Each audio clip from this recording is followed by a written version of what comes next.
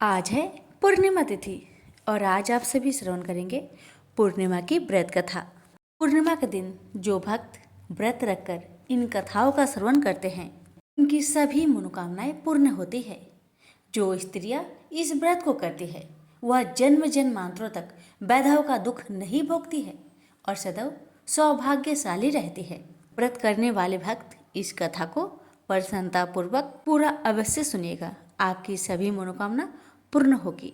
प्रेम से बोलिए लक्ष्मी नारायण की जय। हर हर महादेव, माता पार्वती की जय।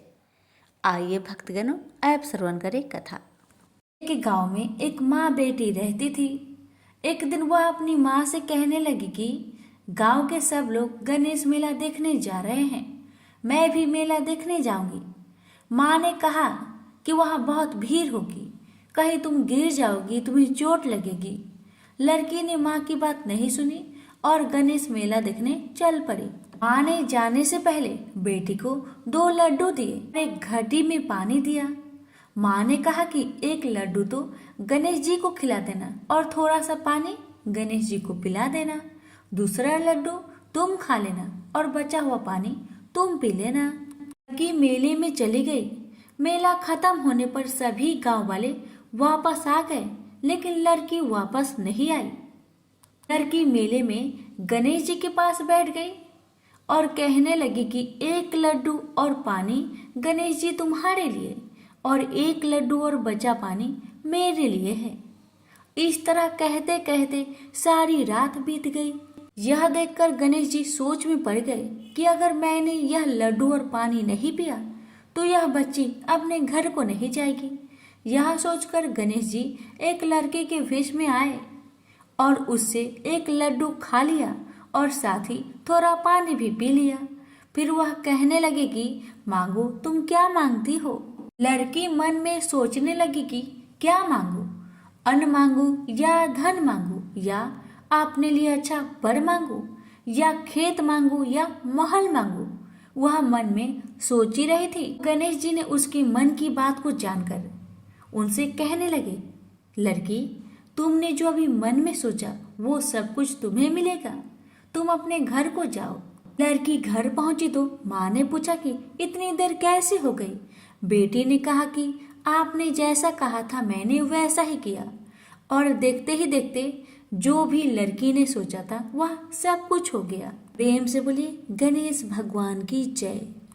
द्वापर युग में एक समय की बात है कि यशोदा जी ने श्री कृष्ण से कहा, हे कृष्ण, तुम सारे संसार के उत्पन्न करता, पोषण तथा उनके संहार करता हो।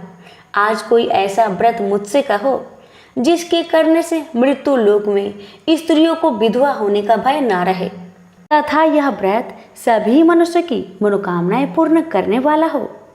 श्री कृष्ण कहने लगे, हे माता, तुमने अति सुंदर प्रश्न किया है। मैं तुमसे ऐसे ही व्रत को सविस्तार कहता हूँ। सौभाग्य की प्राप्ति के लिए स्त्रियों को 32 पूर्णमासियों का व्रत करना चाहिए। इस व्रत के करने से स्त्रियों को सौभाग्य संपत्ति मिलती है। यह व्रत अचल सौभाग्य देने वाला एवं भगवान शिव के प्रति मनुष्य पात्र की भक्ति को बढ़ाने वाला है।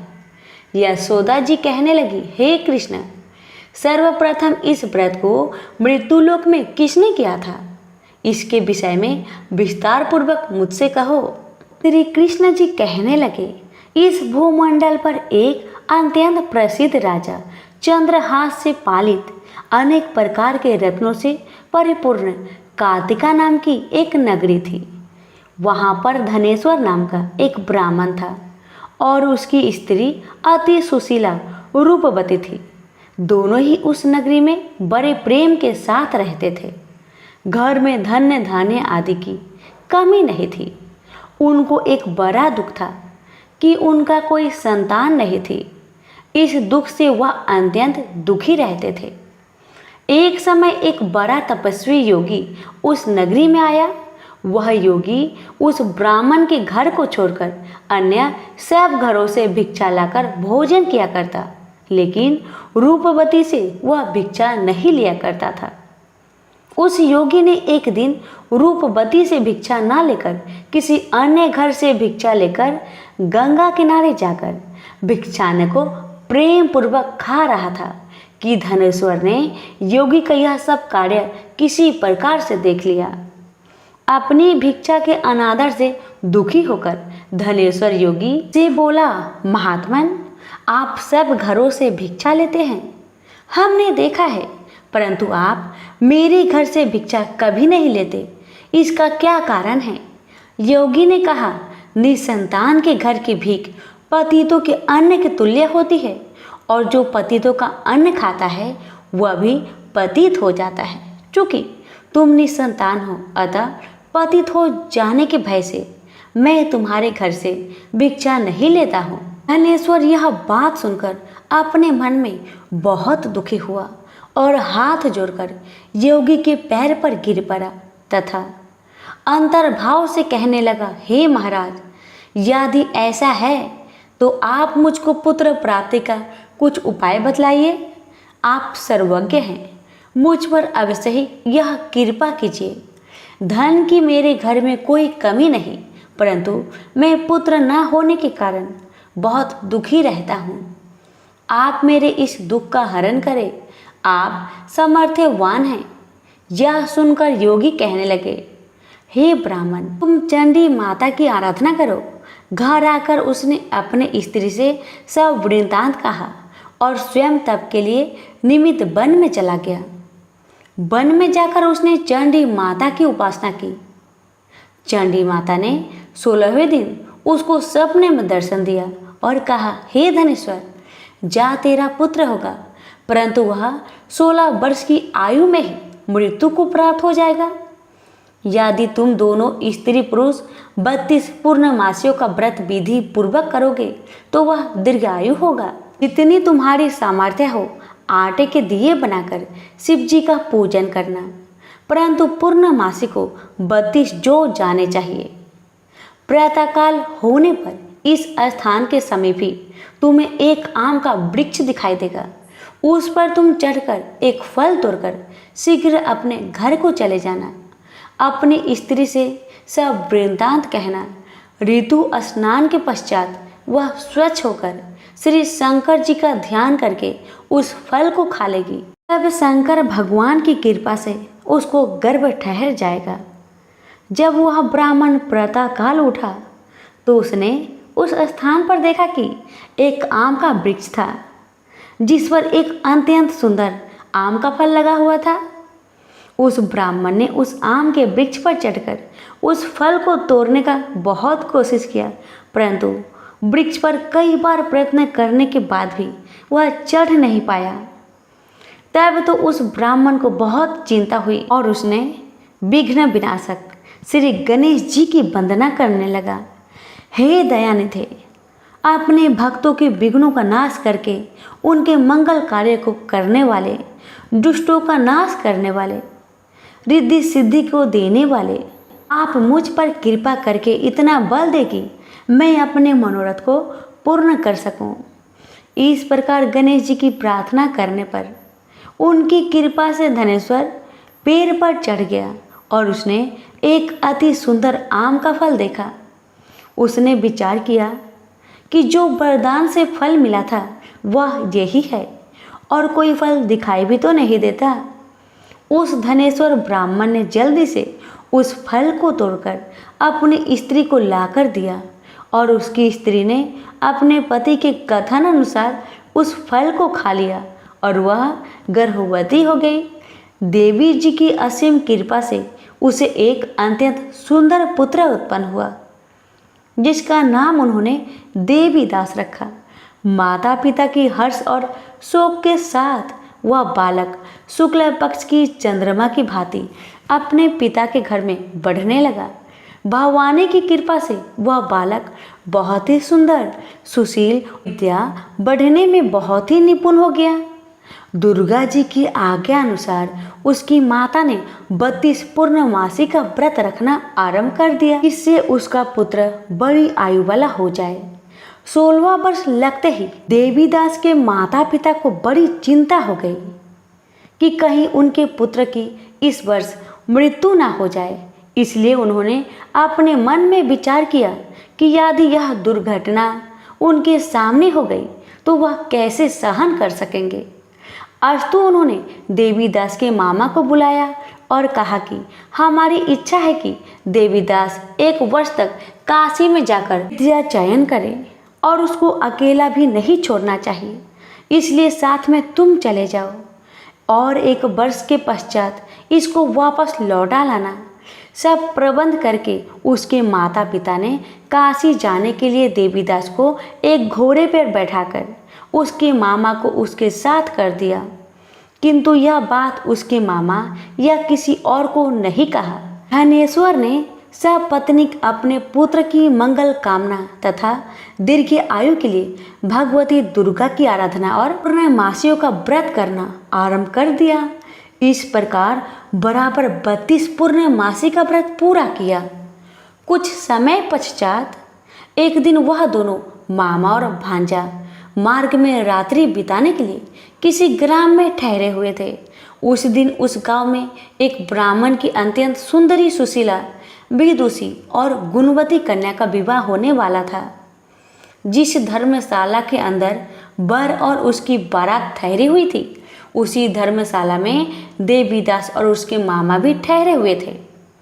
संयोगवश कन्या को तेल आदि चढ़ाकर मंडप आदि का कृत्य किया गया तो लगन के समय वर को धनुर्वात हो गया। अस्तु वर के पिता ने अपने कुटुंबियों से परामर्श करके निश्चय किया कि यह देवीदास मेरे पुत्र जैसा ही सुंदर है, मैं इसके साथ ही लगन करा दूं और बाद में विवाह के अन्य कार्य मेरे लड़के के साथ हो जाएगी। ऐसा सोचकर देवीदास के मामा से जाकर बोला कि तुम थोड़ी देर के लिए अपने भांजे को हमें दे दो, जिससे विवाह के लग्न का सब कृत्य सुचारू रूप से हो सके। तब उसका मामा कहने लगा कि जो कुछ भी मधुर पर्क आदि कन्यादान के समय वर को मिले वह सब हमें दिया जाए, तो मेरा भांजा इस बारात का दूल्हा बन जाएगा। यह बात वर के पिता ने स्वीकार कर लेने पर उसने अपना भांजा वर बनने को भेज दिया और उसके साथ सब विवाह कार्य रात्रि में विधि पूर्वक संपन्न हो गया। पत्नी के साथ वह भोजन न कर सका और अपने मन में सोचने लगा कि ना जाने यह किसी स्त्री होगी। वह एकांत में इसी सोच में गहन निश्वास छोड़ने लगा। तब उसकी आंखों में आंसू भी आ गए। तब वधू ने पूछा कि क्या बात है, आप इतने उदास व दुखी क्यों रह रहे हो। तब उसने सब बातें जो वर के पिता व उसके मामा में हुई थी उसको बता दिया। कन्या कहने लगी कि यह ब्रह्म विवाह के विपरीत हो कैसे सकता है। देव, ब्राह्मण और अग्नि के सामने मैंने आपको ही अपना पति बनाया है, इसलिए आप ही मेरे पति हैं। मैं आपकी ही पत्नी रहूंगी, किसी अन्य की कदापि नहीं। तब देवीदास ने कहा, ऐसा मत करिए, क्योंकि मेरी आयु बहुत थोड़ी है। मेरे पश्चात आपकी क्या गति होगी, इन बातों को अच्छी तरह विचार लो। परंतु वह ढीठ विचार वाली थी। बोली कि जो आपकी गति होगी वह मेरी गति होगी। हे स्वामी, आप उठिए और भोजन करिए, आप निश्चय ही भूखे होंगे। इसके बाद देवीदास और उसकी पत्नी दोनों ने भोजन किया तथा शेष रात्रि वो सोते रहे। प्रातःकाल देवीदास ने अपनी पत्नी को 3 नगों से जरी हुई एक अंगूठी दी, एक रुमाल दिया और बोला, हे प्रिय, इसे लो और संकेत समझकर स्थिरचित हो जाओ। मेरा मरण और जीवन जानने के लिए एक पुष्प वाटिका बना लो, उसमें सुगंधित वाली एक नवमल्लिका लगा लो, उसको प्रतिदिन जल से सींचा करो और आनंद के साथ खेलो कूदो तथा उत्सव मनाओ। जिस समय और जिस दिन मेरा प्रांत होगा ये फूल सूख जाएंगे और जब ये फिर हरे हो जाए तो जान लेना कि मैं जीवित हूँ। यह बात निश्चय करके समझ लेना, इसमें कोई संशय नहीं है। ये समझाकर वह चला गया। प्रातःकाल होते ही वहाँ पर गाजे बाजे बजने लगे। जिस समय वह विवाह के कार्य समाप्त करने के लिए वर तथा सब बाराती मंडप में आए तो कन्या ने वर को भली प्रकार से देखकर अपने पिता से कहा, यह मेरा पति नहीं है। मेरा पति वही है जिसके साथ रात्रि में मेरा पानी ग्रहण हुआ था। इसके साथ मेरा विवाह नहीं हुआ है? यदि यह वही है तो बताए कि मैंने इसको क्या दिया। मधुर पर्क और कन्यादान के समय जो मैंने भूषण आदि दिए थे उन्हें दिखाए, तथा रात में मैंने क्या गुप्त बातें कही थी वह सब सुनाए। पिता ने उसके कथानुसार वर को बुलाया। कन्या की यह सब बातें सुनकर वह कहने लगा कि मैं कुछ नहीं जानता। इसके पश्चात लज्जित होकर वह अपना सा मुख लेकर चला गया और सारी बारात भी अपमानित होकर वहां से लौट गई। भगवान श्री कृष्ण बोले, हे माता, इस प्रकार देवीदास काशी विद्या अध्ययन के लिए चला गया। जब कुछ समय बीत गया तो काल से प्रेरित होकर एक सर्प रात्रि के समय उसको डसने के लिए वहां पर आया। उस विषधर के प्रभाव से उसके शयन का स्थान चारों ओर से विष की ज्वाला से विषैला हो गया, परंतु व्रत राजा के प्रभाव से उसको काटने ना पाया, क्योंकि पहले ही उसके माता ने 32 पूर्णिमा का व्रत रखा था। इसके बाद मध्या के समय स्वयं काल वहां पर आया और उसके शरीर से उसके प्राण को निकालने का कोशिश करने लगा, जिससे वह मूर्छित होकर पृथ्वी पर गिर पड़ा। भगवान की कृपा से उसी समय पार्वती जी के साथ श्री शंकर जी वहां पर आ गए। उसको मूर्छित दशा में देखकर पार्वती जी ने भगवान शंकर से प्रार्थना की कि हे महाराज, इस बालक की माता ने पहले 32 पूर्णिमा का व्रत किया था, जिसके प्रभाव से हे भगवान आप इसको प्राण दान दीजिए। भवानी के कहने पर भक्त वत्सल भगवान श्री शिव जी ने उसको प्राण दान दे दिया। इस व्रत के प्रभाव से काल को भी पीछे हटना पड़ा और देवीदास स्वस्थ होकर बैठ गया। उधर उसकी स्त्री उसके काल की प्रतीक्षा किया करती थी। जब उसने देखा कि उस पुष्प वाटिका में पत्र पुष्प कुछ भी नहीं रहे तो उसको अत्यंत आश्चर्य हुआ, और जब वह वैसे ही हरी भरी हो गई तो वह जान गई कि उसका पति जीवित हो गए हैं। यह देखकर वह बहुत प्रसन्न मन से अपने पिता से कहने लगी कि हे पिताजी, मेरा पति जीवित है, आप उनको ढूंढिए। जब 16वां वर्ष व्यतीत हो गया तो देवीदास भी अपने मामा के साथ काशी की ओर चल दिया। इधर उसे ससुर उसको ढूंढने के लिए अपने घर से जाने वाले ही थे कि वह दोनों मामा भांजा वहां पर आ गए। उसको आया देखकर उसका ससुर बड़ी प्रसन्नता के साथ अपने घर में ले आया। उस समय नगर के निवासी भी वहां इकट्ठा हो गए और सबने निश्चय किया कि अवश्य ही इसी बालक के साथ इस कन्या का विवाह हुआ था।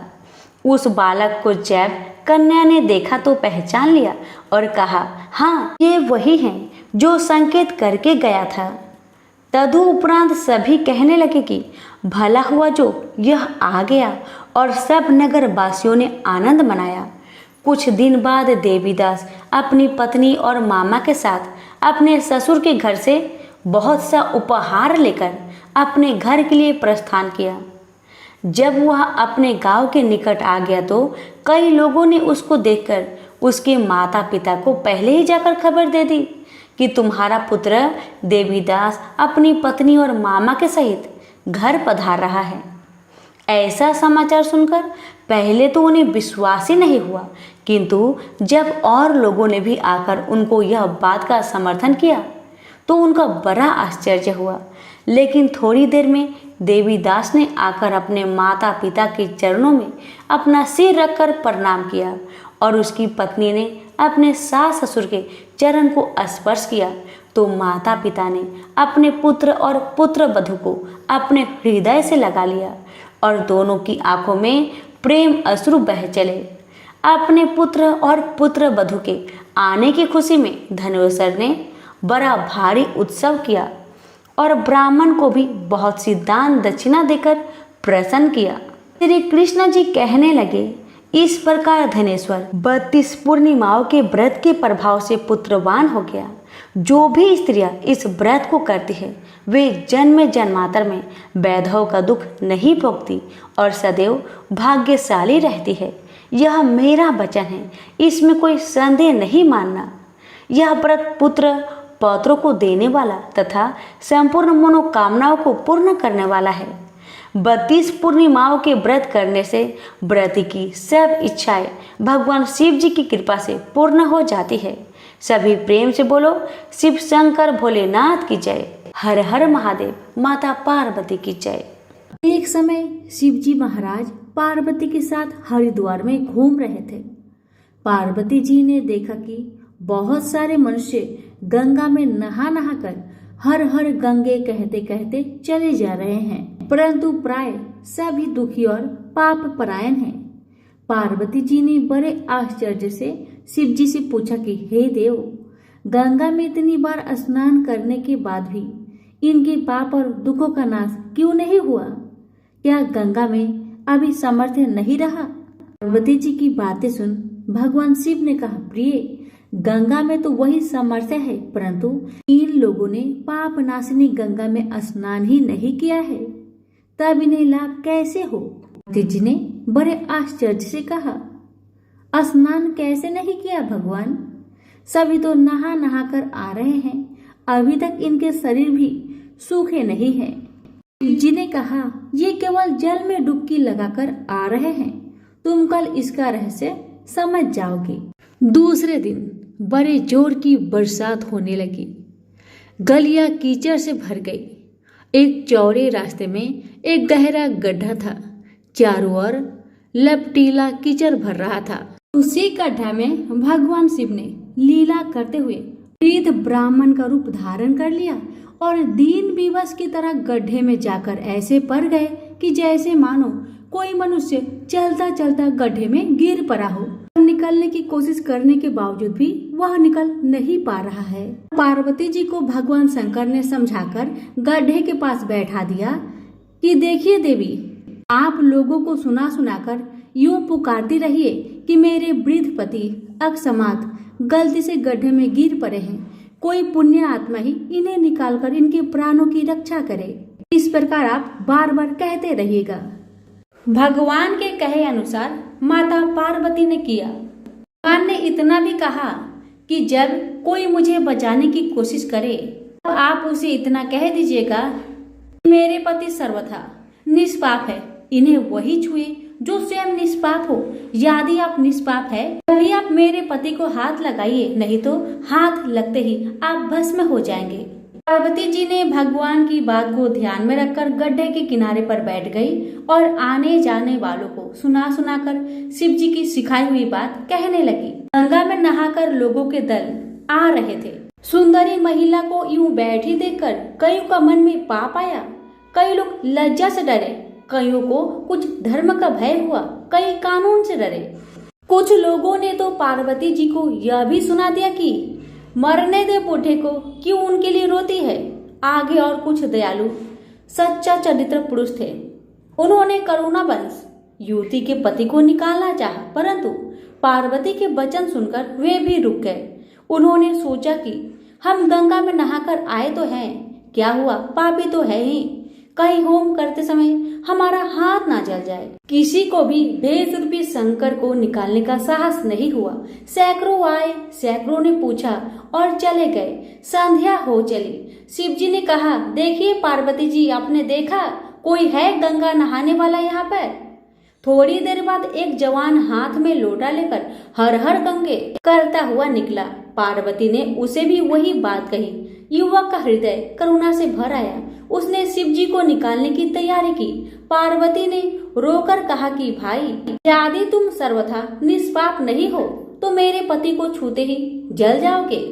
उस युवक ने उसी समय बिना किसी संकोच के दृढ़ निश्चय के साथ पार्वती जी से कहा, माते, मेरे निष्पाप होने में तुम्हें क्यों संदेह होता है? देखती नहीं मैं अभी गंगा नहाकर आया हूँ।